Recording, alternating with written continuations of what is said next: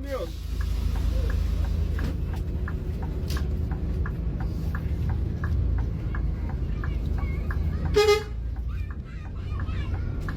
Partiu casa.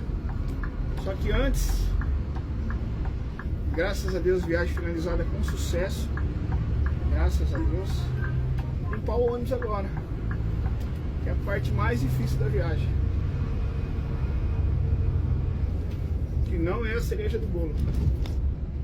Beleza, pessoal? Bom restinho de domingo a todos aí.